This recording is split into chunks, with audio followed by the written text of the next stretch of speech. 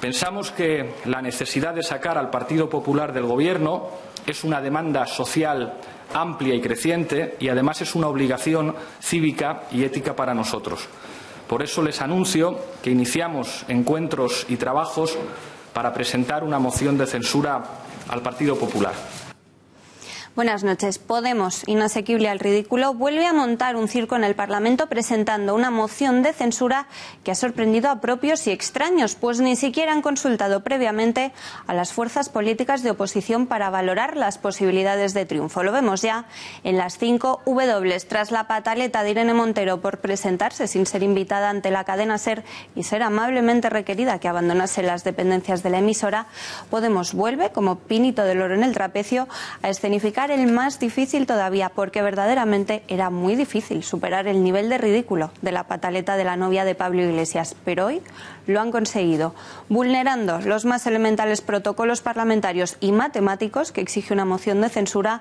Podemos ha tenido hoy la ideita de presentar de manera unilateral y arbitraria tal medida política contra el gobierno de Mariano Rajoy, solapándose en el tsunami de corrupción que anega al Partido Popular. La pareja que lidera Podemos no ha medido bien sus pasos ni sus posibilidades, a no ser que la torpeza cometida con la presentación de una moción de censura que nace muerta sea una táctica más para buscar el primer plano de la actualidad y la portada de todos los telediarios, lo cual es aún más grave, pues supone que Podemos utiliza las instituciones como un juguete propagandístico al servicio de su marketing político. Si bien es cierto que Podemos cuenta con el número de escaños necesarios para presentar motu propio una moción de censura, no lo es menos que carece del número de apoyos parlamentarios imprescindibles para que la moción de censura prospere.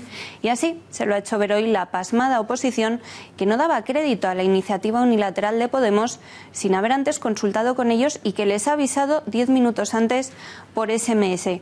¿Tan cegado está Pablo Iglesias por su egolatría o no sabe contar? Editorial con Eduardo García Serrano.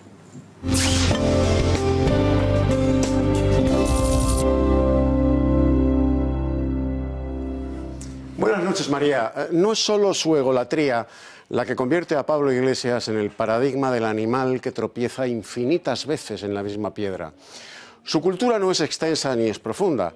De serlo, no sería comunista. Pero contar sí sabe. No hay más que echarle un vistazo a su cuenta corriente para comprobar que cuenta muy bien los cientos de miles de euros que gana gracias a los 5 millones de votos que le están haciendo rico. Pablo Iglesias sabe que el ábaco parlamentario va a conducir su moción de censura al gobierno del PP al sumidero del ridículo que acaba de succionar a su novia circunstancial por su histérica pataleta por no haberla franqueado, el paso en una tertulia radiofónica a la que nadie la había invitado. Aún así, la presenta, porque el único objetivo de Podemos y de la pareja de tortolitos que lidera la formación es la agitación, la movilización y el motín callejero. Podemos solo crece en el caos, en la consigna leninista cuanto peor, mejor. Podemos no quiere aliviar el paro, ni que acabe la corrupción, ni la prosperidad de los españoles, porque eso le resta votos.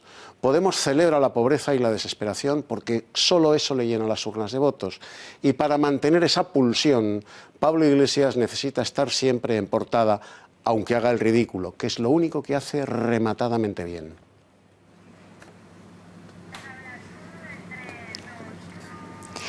El fin de la temporada turística de Semana Santa repercute negativamente en los índices de desempleo. Según los datos de la última encuesta de población activa, la EPA, 17.200 españoles han perdido sus trabajos como consecuencia de la menor demanda laboral del sector turístico. Son unos datos pésimos porque se destruye empleo, aumenta el paro y cae la población activa.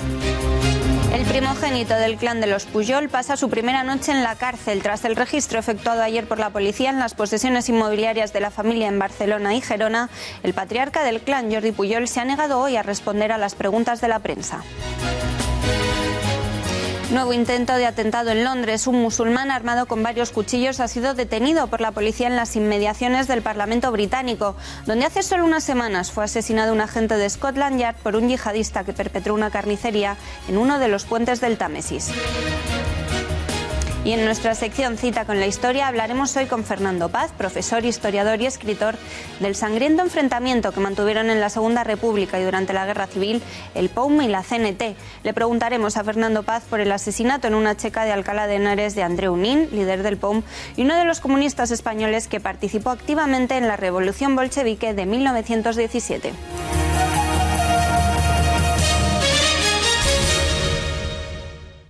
Como saben ustedes, han salido hoy los datos del primer trimestre de este año de la encuesta de población activa. Saben ustedes perfectamente que yo siempre lo resalto, que el mercado laboral en España está muy afectado por la estacionalidad. Y a pesar de que, bueno, pues el primer trimestre siempre es el peor, si uno elimina esta estacionalidad, lo que ve es que la economía española ha continuado con un crecimiento económico muy...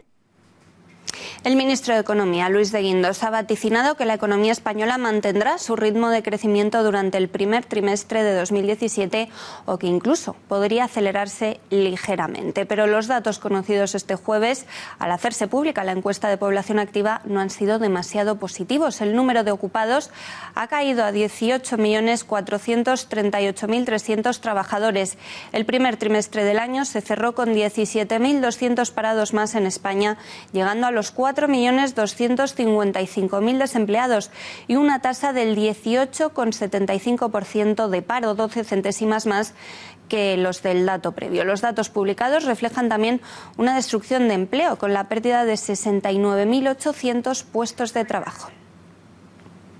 Los sindicatos se han apresurado a criticar estas cifras. Comisiones Obreras ha pedido al Gobierno que ponga en marcha un plan de choque por el empleo, mientras que desde UGT le exigen que los nuevos presupuestos contemplen una auténtica financiación, dicen, y un plan de choque por el empleo que revierta la actual situación del mercado de trabajo. Nos llevan a insistir al Gobierno que es necesario que en los nuevos presupuestos generales del Estado se contemple una auténtica financiación de un plan de choque por el empleo que revierta la actual situación del mercado de trabajo, que ponga en marcha políticas activas para sensibilizar a la población inactiva que ha caído en el desánimo frente a la falta de respuesta de este mercado de trabajo y que en definitiva dé una solución a estos 4.200.000 desempleados que hoy por hoy tiene el país. Son unos datos pésimos porque se destruye empleo, aumenta el paro y cae la población activa. Lo que demuestra lo injustas y fracasadas de las políticas que se han llevado a cabo a lo largo de todos estos años. De hecho, lo que está sucediendo es que la devaluación salarial y la precarización en el empleo que ha supuesto la reforma laboral está generando un modelo de salida de la crisis profundamente injusto y desigual. El invierno, lo decía también de Guindos, suele ser una mala estación para el empleo y además, tras Semana Santa, también se produce un repunte del paro, por lo que posiblemente la próxima semana volveremos a tener malos datos cuando el Ministerio de Trabajo publique las cifras del mes de abril. Aún así, España creó 408.700 puestos de trabajo en el año 2016, a un ritmo interanual del 2,27%. En el último año el empleo ha subido en todos los sectores. En los servicios hay 199.000 ocupados más, en la industria 89.500, en la agricultura 70.400 y en la construcción, por ejemplo, casi otros 50.000. Además, el empleo a tiempo completo ha aumentado en 365.200 trabajadores en los últimos 12 meses.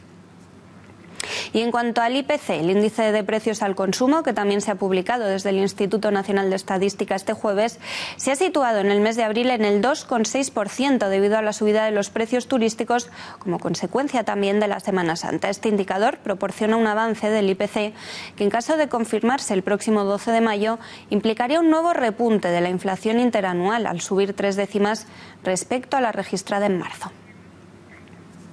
Para analizar todos estos asuntos, conectamos ya con nuestra redacción, donde se encuentra Carlos Martínez, director del IMF Business School. Señor Martínez, muy buenas noches. Buenas noches. En primer lugar, hoy sabemos que en 2016 hemos creado 400.000 nuevos puestos de trabajo. Sin embargo, la primera EPA ha sido bastante mala. El paro aumenta en más de 17.000 personas. ¿Está cambiando la tendencia ya? Todavía es temprano para saber si la tendencia está cambiando o no, porque el primer trimestre suele ser bastante malo en general en la creación de empleo. Sí que es verdad que las expectativas eran mejores de lo esperado, porque no olvidemos que los 3 primeros meses del año, en cuanto a Oficina Pública de Empleo Estatal, es decir, gente que se había apuntado a la Oficina Pública de Empleo Estatal, había sido bastante positivo. Era el primer trimestre en el que teníamos menos desempleados y desde luego estos datos últimos han sido un jarro de agua fría que esperemos que los próximos meses, con la estacionalidad, el verano, la Semana Santa, se vayan corrigiendo. De Guindos ha querido calmar los ánimos de alguna manera, afirmando que la economía española va a mantener su ritmo de crecimiento. Desde luego, así parecía, viendo las últimas previsiones del Banco Central Europeo. Pero no sé hasta qué punto nos debe hacer cambiar la visión este último dato. Vamos a ver, el primer trimestre ha tenido un nivel de crecimiento del 0,7, con lo cual estábamos un poco en sintonía, y desde luego no hay ningún motivo para pensar que la tendencia de crecimiento económico vaya a cambiar. Lo que nos tiene que preocupar es si seguimos con esas tasas de crecimiento, si a final de año llegamos a ese 2,5 o 2,6% que se supone que vamos a llegar, y que la creación de empleo no vaya aparejada a ese incremento del PIB, que es lo que suele pasar históricamente. Por otro lado, se ha reducido la población activa. ¿Esto qué explicación tiene? La verdad es que es la peor noticia que hemos tenido en esta EPA, sin ninguna duda, y se debe fundamentalmente a gente que sale del país. Hay personas que piensan que ya van a encontrar trabajo y por eso bajan los brazos y dejan de buscar empleo, con lo cual desde luego no es una buena noticia para el mercado laboral. ¿Y el dato del IPC es positivo o negativo? ¿Guarda alguna relación con el paro? El dato del IPC que hemos conocido, desde luego, es un dato desde mi punto de vista que perjudica al empleo, porque encarece costes, eso hace que haya menos consumo, y si hay menos consumo hay menos empleo. Y además es un IPC que no ha venido determinado fundamentalmente por la demanda, sino ha venido determinado por la electricidad, por la energía, y eso hace evidentemente que no sea un IPC bueno para la economía ni para el empleo. Por último, ¿cómo espera usted los datos de paro de la semana próxima? ¿Malos por la Semana Santa quizá? Desde luego los datos de abril tienen que ser buenos, seguro, porque al final esa estacionalidad es lo que tiene. La Semana Santa va a pasar, va a tener su efecto, el puente de mayo también va a tener su efecto, y eso hace que se creen muchos empleos en el sector servicios y que eso lo vayamos a ver en los próximos datos del SEPE. Carlos Martínez, muchas gracias y muy buenas noches. Muchas gracias. Y antes de cerrar este bloque de economía, tenemos que hablar de los salarios de nuestros políticos que acabamos de conocer. ¿Qué dirigente europeo cobra más? ¿Quién gana más que el presidente del Gobierno? Nos desvela ya toda esta información Paloma Valverde. Paloma, buenas noches. Buenas noches, María. Hay algunas sorpresas en estos sueldos, empezando porque el presidente del Gobierno, Mariano Rajoy, cobra menos que, por ejemplo, Manuela Carmena.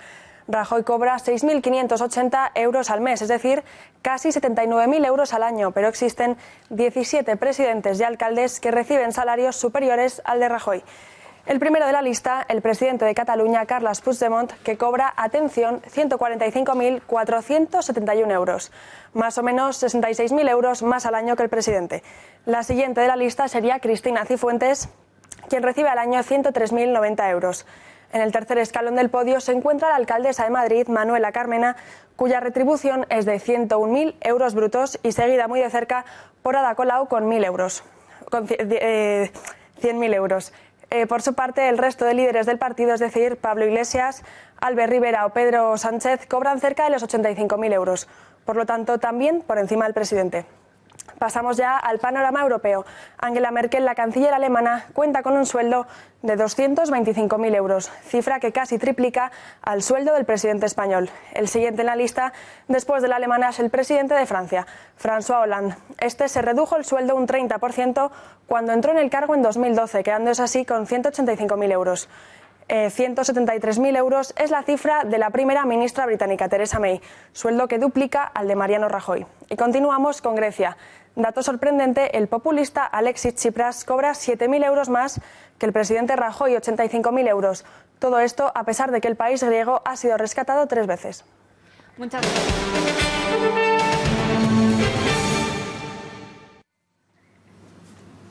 Jordi Pujol Ferrusola ha pasado su primera noche en prisión en la cárcel de Zuera. El primogénito del expresidente catalán ha dormido en la prisión zaragozana tras haber asistido a varios registros en Barcelona. Parece además que será trasladado en los próximos días a la prisión de Soto del Real de Madrid, según han informado fuentes cercanas al caso. El padre del detenido, el expresidente de la Generalitat, Jordi Pujol, ha guardado hoy silencio al salir de su casa el día después de los registros también en su domicilio y su despacho, ordenados por el juez de la Audiencia Nacional, José de la Mata, que rastrea cómo la familia pudo ocultar supuestamente su fortuna cuando ya les estaban investigando. Marta Ferrusola, además, a quien el juez le atribuye presuntamente el manejo de la fortuna oculta en Andorra, en cambio, habría afirmado ante diversos conocidos que esta detención es culpa de España. Ya lo decía el jefe de la trama, si cae uno, caemos todos, y tenía razón, porque el juez asegura que ve indicios de que actuaban como una organización criminal. Hasta 3 causas abiertas recaen sobre la familia Pujol, que se compone de 9 miembros y que todos están investigados. Los padres, el matrimonio Pujol-Ferrusola y sus 7 hijos. Los troncos más fuertes del árbol los componen el matrimonio, el expresidente y su mujer Marta. Son los que forjan el patrimonio familiar.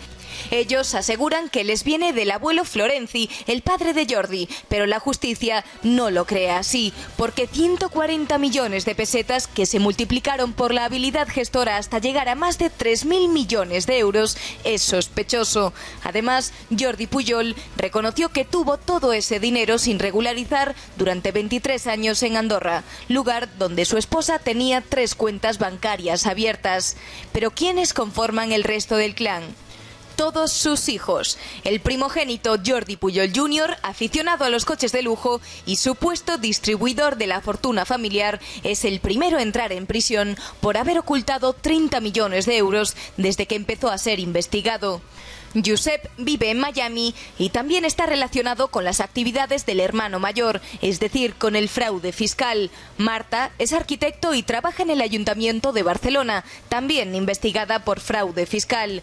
Oriol, que está siendo investigado, además de por su fortuna familiar, por la trama de las ITV. Se le acusa del cobro de comisiones a cambio de concesiones. A Mireia le tocó una vivienda de protección oficial. Y el último hermano con causas abiertas es Oleguer Pujol. A él no solo se le investiga por la fortuna familiar, sino por corrupción. Se cree que era el encargado de blanquear el dinero a través de operaciones inmobiliarias. Más noticias referentes a la comunidad catalana, donde siguen las amenazas del Gobierno a los funcionarios que se niegan a acatar las órdenes referentes al referéndum ilegal. En este caso ha sido el presidente del grupo parlamentario de Junts pel Sí, Jordi Turull, quien ha subrayado este jueves que por descontado los funcionarios tendrán que cumplir la normativa vigente en el momento, que será la que apruebe el Parlamento de Cataluña, en alusión a las leyes de desconexión del Estado. En declaraciones a Onda Cero, Turull ha salido al paso de la polémica por las afirmaciones que el cantautor y diputado de Junts pel Sí, Lluís Llach, hizo en diversas charlas organizadas por las entidades separatistas, en las que ya advertía de que los funcionarios que no acaten la principal ley de desconexión de Cataluña sufrirán y serán sancionados. Bueno, nosotros lo que no vamos a hacer es una ley que diga, bueno, disposición final, quien quiera que la cumpla y quien no quiera que no la cumpla. Pues no va a ser así, ¿no? Y por tanto es nuestra responsabilidad. Nosotros a los funcionarios no les vamos a poner en tesituras de estas, nosotros vamos a proteger a los funcionarios, vamos a dar seguridad jurídica, pero por descontado que un funcionario de la Generalitat, un funcionario en Cataluña, tendrá que cumplir pues la normativa vigente en aquel momento, que será la que apruebe el Parlamento de Cataluña. Y la Asamblea Nacional Catalana, organización separatista que, como les contamos la pasada semana, ganó en 2016 más de $500 000 publicitando la independencia, va a proponer este sábado crear un Parlamento paralelo si finalmente se inhabilita a algunos diputados que están siendo investigados por su participación en la organización de la consulta ilegal del 9N. Eduardo, ¿lo impedirá el Gobierno a tiempo o llegaremos a ver la creación de ese Parlamento paralelo? Hay mucho lelo que necesita parlamentos paralelos, y no lo impedirá nadie. Esa suerte de club de los jacobinos separatistas, que es la Asamblea Nacional Catalana, que siendo menos institucional que un patinete es quien verdaderamente gobierna en Cataluña, pues es quien de verdad dicta las consignas que como loritos amaestrados repiten sus siervos, los diputados de Junts pel Sí, de la CUP y demás grey separatista, amenaza con crear un parlamento paralelo.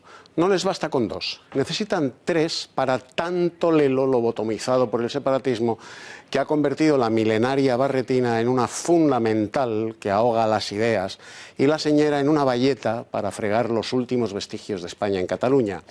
Por eso el separatismo necesita parlamentos paralelos, lobotomizados por el España nos roba, mientras quien de verdad les vacía los bolsillos y las farmacias es la banda de los Puyol y su partida de bandoleros del 3%, con acta parlamentaria desde hace más de 30 años.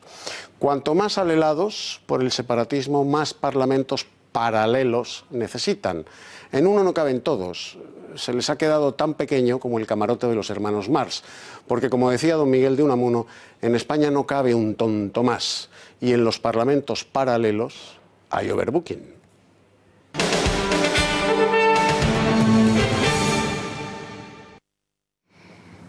Y de Cataluña a Murcia, el popular Fernando López Miras se ha presentado hoy en el Parlamento de la Comunidad a su debate de investidura. Su discurso de 1 hora de duración le ha servido al candidato para reivindicar el legado de Pedro Antonio Sánchez. Se ha comprometido a culminar las infraestructuras más importantes para la región, como el Aeropuerto Internacional de Corbera, el Corredor Mediterráneo y el AVE. López Miras no ha podido salir hoy elegido en primera votación, ya que toda la oposición ha votado en su contra. Está previsto que lo logre este sábado, cuando Ciudadanos piensa abstenerse.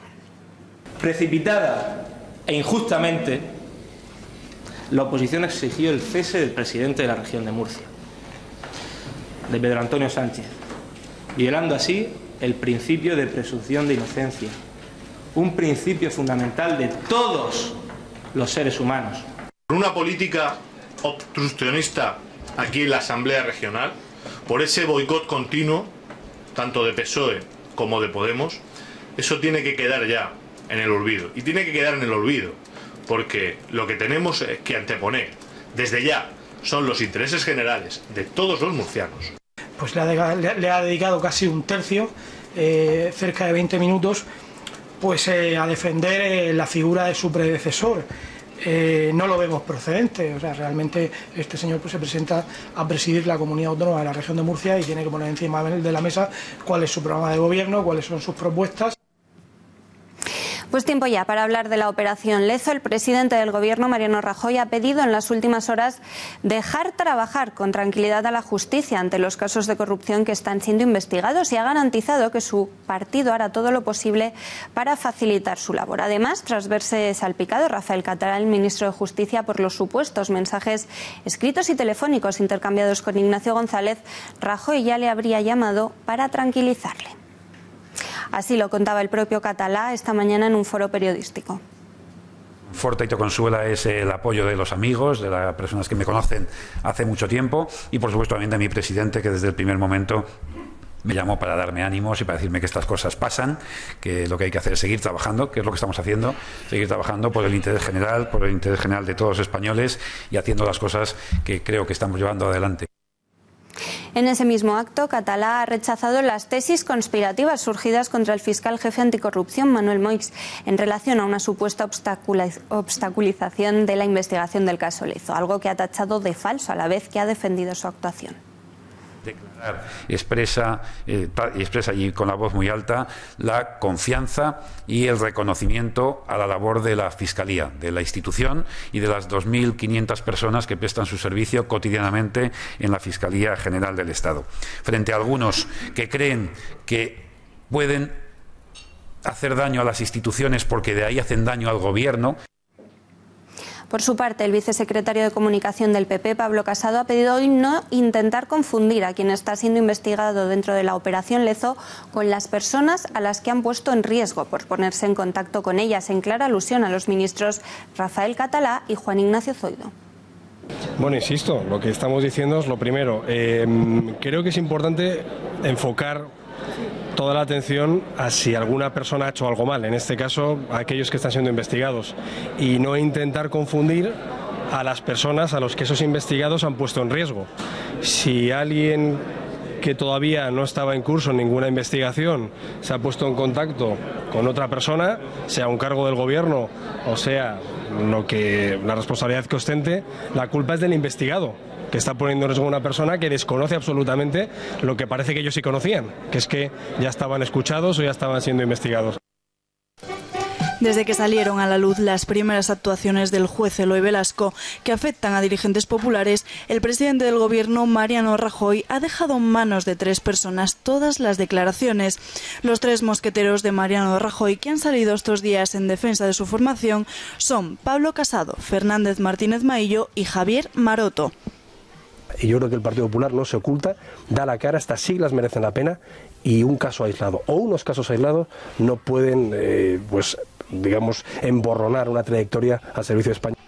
Así se refería el vicesecretario Pablo Casado a la mancha de corrupción que vuelve a afectar de nuevo a su partido. Es uno de los candidatos que más ha salido en las quinielas como posible sucesor de Mariano Rajoy, pero no ha sido solo esta la única opción que se barajan, sino también al frente del Partido Popular en Castilla y León o como el próximo candidato a Madrid en 2019 después de Esperanza Aguirre. La tranquilidad de que el que la hace la paga, y si hay ahora mismo una persona que está pensando en corromperse, tiene que saber que le van a pillar, que le vamos a pillar, que le vamos a denunciar. El coordinador general del partido defendía los casos de corrupción alegando que eran decisiones individuales y que no por ello puede afectar a todo el partido. Fue el primero en intervenir ante los medios de comunicación para defender a su presidente. Decía que ni el líder popular ni nadie puede responder por las actuaciones aisladas de otras personas. Las cosas claras y el chocolate espeso, Javier Maroto ha sido el más firme de todos ellos. Es amigo cercano a Mariano Rajoy y a pesar de haber sido criticado en numerosas ocasiones por sus declaraciones, el vicesecretario general no dudaba en salir y responder ante las cámaras que la corrupción es un debate al que hay que enfrentarse con tolerancia cero. También hoy hemos sabido que el magistrado del Tribunal Supremo, Manuel Marchena, habría contactado con el juez Eloy Velasco el pasado viernes, poco después de que Ignacio González fuera detenido en su domicilio de Aravaca, para pedirle que se inhibiera. El motivo es que la mujer de Velasco, la abogada Beatriz Saura, trabajó durante varios años en la Comunidad de Madrid contratada precisamente por González, lo que podía propiciar un escrito de recusación por parte de los abogados del expresidente. De momento no parece que haya hecho mucho caso a la advertencia y el fiscal general de Colombia, Néstor Humberto Martínez, se reunirá en Madrid el próximo 15 de mayo con la Fiscalía Española para compartir información sobre la operación Lezo, que investiga esas supuestas irregularidades en Latinoamérica, también de la Compañía de Aguas del canal de Isabel II. Un canal que, por cierto, en Unidos Podemos no tienen muy claro cómo funciona. Escuchen las explicaciones de Alberto Garzón en las últimas horas a la corrupción de la entidad pública.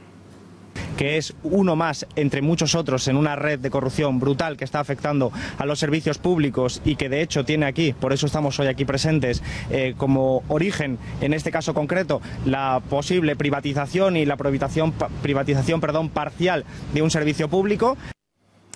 Eduardo, ¿Garzón no sabe ni de dónde viene el agua que bebe? No tiene ni idea, ni de eso ni de nada, como acaba de demostrar. Irene Montero confunde el IBEX 35 con el Producto Interior Bruto español. Su heteropatriarca, Pablo Iglesias, presunto profesor de Ciencias Políticas, se hace un lío citando a Kant. Y ahora ese zombi de Izquierda Unida, rescatado por Podemos de la irrelevancia política, que es Alberto Garzón, saca pecho, se pone campanudo y le echa la culpa de la corrupción de Ignacio González a la privatización del canal de Isabel II. Que todos ellos son una escombrera intelectual es una evidencia que brilla con luz propia cada vez que cualquiera de ellos abre la boca y rebuzna una melonada. Pero es que además de no tener la mínima culturilla necesaria para hacer un crucigrama, es que tampoco saben absolutamente nada del país que les paga el sueldo ni del pueblo al que dicen representar. El canal de Isabel II es una empresa pública. Cuando llenas el botijo, Garzón, no me seas melón, el agua que te refresca el gaznate no te la vierte ningún pijo de Sotogrande al que tú sueñas con nacionalizarle hasta las bicicletas de sus hijos. El agua de los grifos y de los botijos de los madrileños es tan pública como tu ignorancia, Garzón. Es tan pública como tu sueldazo y como las bellotas que eructas cada vez que abres la boca, Garzón, que esas también las pagamos todos los madrileños, como el agua.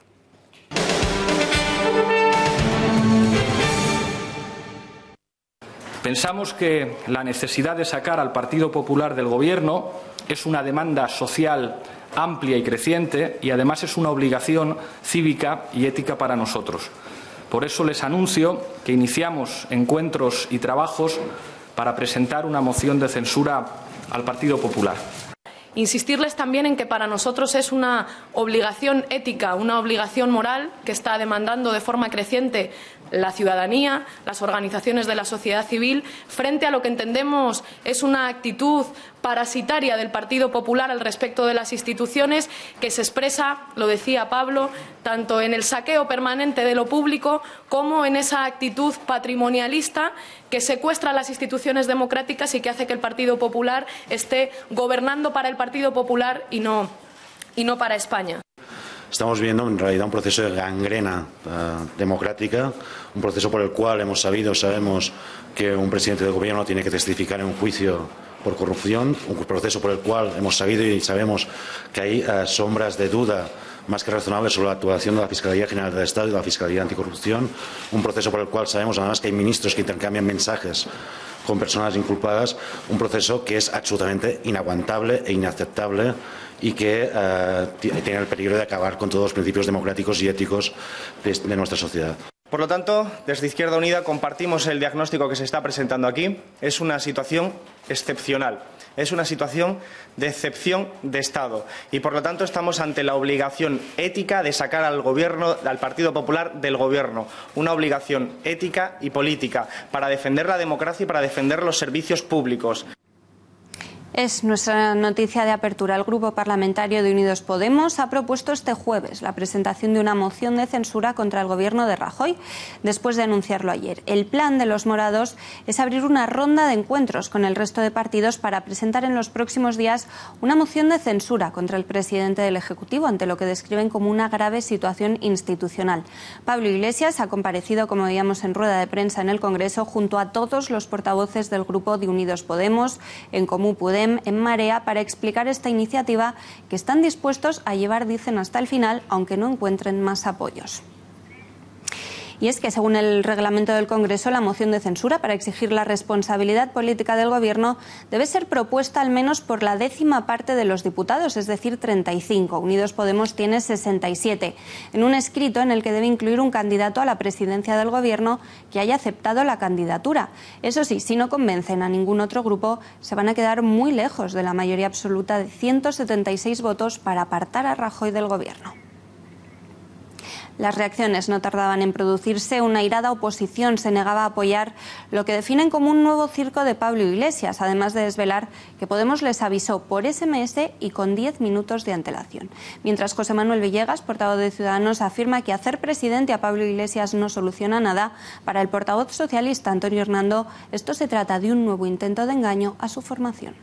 Sin duda, desde Ciudadanos no vamos a apoyar ni a secundar ningún número de circo de los que nos tiene acostumbrados Podemos. No creemos que la solución a los problemas que tiene España sea hacer o presidente o vicepresidente o ministro del Interior a Pablo Iglesias. Creemos que los problemas de España se solucionan de una forma más seria.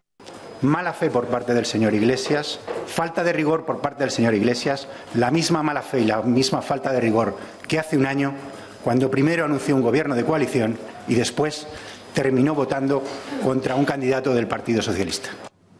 Muy de acuerdo con la postura de Podemos se mostraba, sin embargo, el defenestrado exsecretario general socialista Pedro Sánchez, que además aprovechaba para lanzar esta puya a su partido.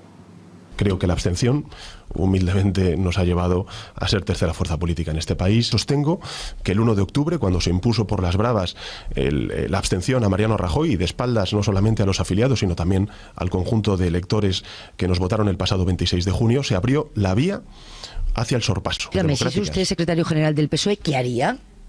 Pedir la comparecencia de Mariano Rajoy. Vale, y él comparece y dice aquí no hay nada. ¿Y a continuación? Pedir la dimisión de Mariano Rajoy.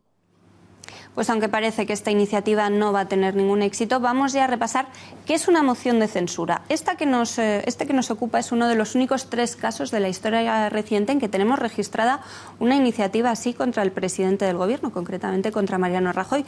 Pero ¿cómo funciona una moción de censura en España? Alba Vila, buenas noches. Muy buenas noches, María. Pues la moción de censura se contempla en la Constitución española en el artículo 113. Vamos a verlo más detalladamente. Según este artículo, recogido en el título 5 5 de las relaciones entre el Gobierno y las Cortes Generales, la moción de censura es constructiva. ¿Qué significa esto?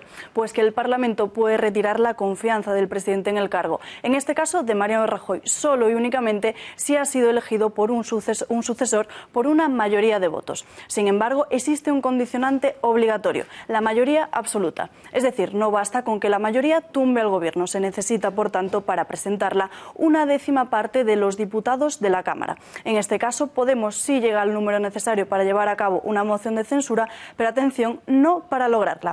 ¿Qué tendría que hacer entonces la formación de Pablo Iglesias? Pues sumar alianzas en torno a un aliado común. Eso sí, una vez registrada la moción de censura, existe un periodo de 5 días antes de iniciar su discusión y votación, periodo en el que las otras formaciones podrían sumarse a esta iniciativa. A los 2 días siguientes también podrían presentar mociones diferentes. Esto se encuentra recogido en el reglamento en el artículo 176. ¿Y qué puede hacer el presidente Mariano Rajoy ante todo esto? Pues lo único que le queda al Popular es defenderse en el debate. Habrá que ver, María, qué postura adoptan las diferentes formaciones. Muchas gracias, Alba, ha quedado clarísimo y nos acompaña también en esta mesa Rubén Tamboleo, sociólogo. Señor Tamboleo, muy buenas noches, gracias por acompañarnos. En primer lugar, veíamos que si se registra una moción hay que llevarla a cabo en 5 días, así que aunque queden ya muy pocas semanas para que Rajoy pueda disolver las Cortes e ir a elecciones, si Podemos considerar la vuelta a la tortilla, le tiene atado de pies y manos, ¿no? En el momento en el que la registren, por eso todavía no la han registrado, están diciendo que la van a registrar.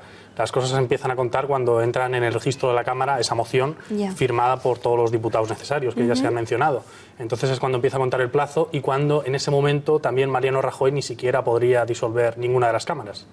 Mencionábamos también que ha habido en la historia reciente otras 2 mociones. ¿Contra quién fueron? Bueno, fue la más famosa fue contra Felipe González. Y fue presentada por un candidato que además no era ni siquiera miembro de las Cortes, que esa sería una de las posibilidades interesantes que se podrían dar ahora. Entonces se presentó por Alianza Popular y fue un fracaso muy notable que incluso pues consiguió que acabara con el liderazgo en ese momento. Otra moción de censura muy interesante también fue en el Parlamento catalán en el año 2005 con Josep Piqué, que la usó de tipo instrumental. ¿Y eso qué significó? Que lo único que quería hacer era un debate, que es una de las posibilidades de ahora, hacer un debate contra Maragall en ese momento. Entonces no llegaron a la votación, en el momento de la votación retiraron la moción. De haber tenido Podemos una mejor estrategia que mandar un SMS a 10 minutos del anuncio, podrían haber tenido éxito, porque realmente para el Partido Socialista resulta complicado, con todos los titulares de la Operación Lezo, mostrar esta pasividad, ¿no? Éxito podrían tener. ¿Y por cómo podrían tenerlo? Bueno, de 2 formas. Una, que sería una moción instrumental, significaría que lo único que quieren hacer es un debate para exponer a Pablo Iglesias como alternativa y como la única persona que hace oposición.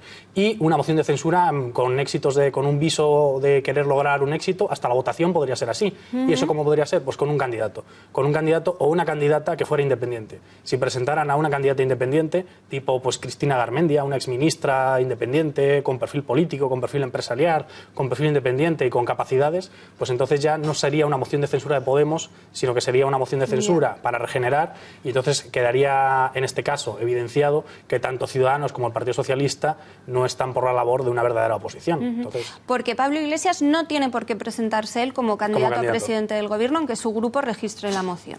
Exactamente, puede ser cualquier español mayor de 18 años. Cualquier español mayor de 18 años que firme la aceptación, en este caso sí, que firme la aceptación de que quiere el encargo y de que iría al debate a presentar un programa de gobierno. Por eso es constructiva, porque hace falta alternativa y un programa de gobierno alternativo. A Podemos los números no le salen. ¿Estaba Pablo Iglesias tan cegado por su buena opinión de sí mismo? ¿Pensó que iba a tener éxito o realmente esto era simplemente una campaña más al estilo del tramabús? Bueno, no le salen ahora. Hemos visto también como en Murcia, en un principio no salían, pero finalmente con la presión de la moción de censura han conseguido derrocar a un presidente por su dimisión. Entonces sí que es un instrumento de una presión muy fuerte. Entonces ahora mismo Podemos tiene incluso un mes o tiene bastante tiempo para seguir presionando, para buscar un buen candidato, una buena candidata, y con eso llevarlo a votación y retratar al resto de partidos políticos. Entonces mi consejo sería que usaran a una persona independiente, muy técnica, para llevar a cabo reformas muy necesarias que ahora mismo están olvidadas. No solo de economía, ahora mismo necesitamos resolver problemas en España. ¿Y el consejo para Rajoy sería que el primer día que pueda convoque elecciones? Bueno, el consejo para Rajoy está claro que un consejo sería que volviera a España a ocuparse de los problemas, porque estando fuera es muy difícil. Cualquier problema de España, siendo el presidente del gobierno, es un problema. Ahora mismo está fuera y son además problemas de su partido muy graves. Entonces, lo más conveniente sería que viniera aquí a hacerse frente a eso. Y luego, además, pues lo más normal, aunque él no lo hizo en la legislatura pasada, es cuando tienes a un ministro tan quemado, lo más normal es proponer a un sustituto. Claro. En este caso, el señor Catalá es una persona que no está haciendo ningún favor ni al Ministerio de Justicia ni a su posición, que es el de notario mayor del reino. Es un ministerio muy importante que necesita independencia, y todo lo que se ha visto con los fiscales, presuntamente, pues no desde luego, no parece bonito. Pues veremos qué pasa, pero veo que no termina esto hoy, entonces, que todavía nos dará titulares unos cuantos días más. Rubén Tamboleo, muchísimas gracias y muy buenas noches. Buenas noches. Y por supuesto, a Ciudadanos y al PSOE no les han gustado las formas, y tampoco, evidentemente, al Partido Popular, que se pronunciaba así. Pues están tardando. Mire, todo el mundo sabe que para presentar una moción de censura se necesitan 35 escaños. Podemos tiene 70. Pues ¿a qué espera? España no está para charlotadas, España está para cosas serias. A mí me gustaría que Podemos dejara alguna vez de hacer el ridículo. Yo creo que parece más una moción de censura contra el PP, pero dirigida al Partido Socialista. Esa es la sensación. España está para estabilidad, no está para aventuras, ¿no? Hay una dosis de sobreactuación, como siempre, en Pablo Iglesias y en Podemos. Así que nosotros estamos muy tranquilos. Normalmente las mociones de censura se presentan, no se anuncian.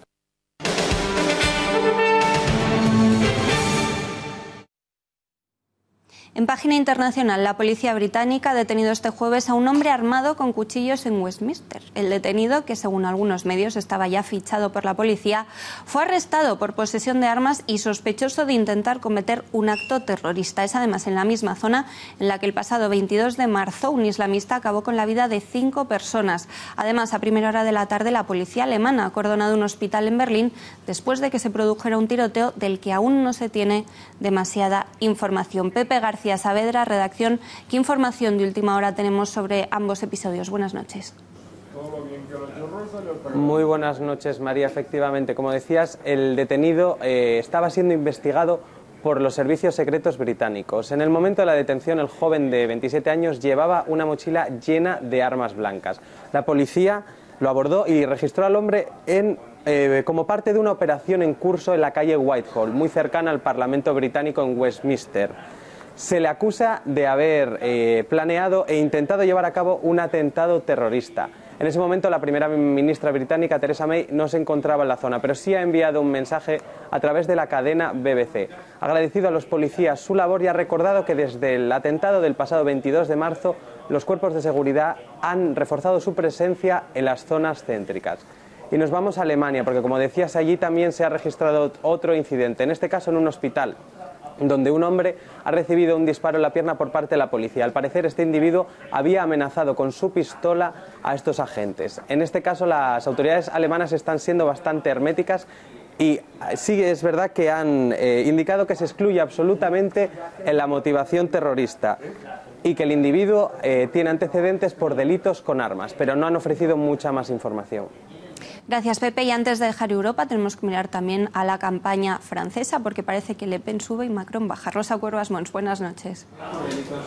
Buenas noches, María. Quedan 10 días para la siguiente cita con las urnas de los franceses y los sondeos, como decías, comienzan a apuntar en una dirección inesperada. El semanario L'Express publica un índice de popularidad de los candidatos y sitúa a Macron con un 41% de simpatía entre los franceses. Esto supone una bajada de 4 puntos respecto al sondeo anterior, mientras que su rival, Marine Le Pen, alcanza un 33% de simpatía entre los futuros votantes, lo que supone un crecimiento de 3 puntos respecto al mes anterior. Con estos datos es más fácil entender lo que ocurría este miércoles en una fábrica de Whirlpool en Amiens, una fábrica que será pronto deslocalizada, es decir, cerrada, los trabajadores despedidos y situada en un lugar fuera de Francia con una mano de obra mucho más barata. Marine Le Pen visitaba a los obreros de la fábrica que la recibían entre aplausos y gritos de presidenta. En ese momento, el candidato de centroizquierda, Macron, Macron estaba reunido con los empresarios. Poco después fue a visitar a los obreros y recibió pitidos y abucheos. Marine Le Pen, además de con el apoyo de la clase trabajadora, cuenta también con el apoyo de las mujeres, ha sido la más votada entre las mujeres, y con los menores, el apoyo de los menores de 49 años. Así las cosas, puede haber muchos cambios hasta el próximo 7 de mayo.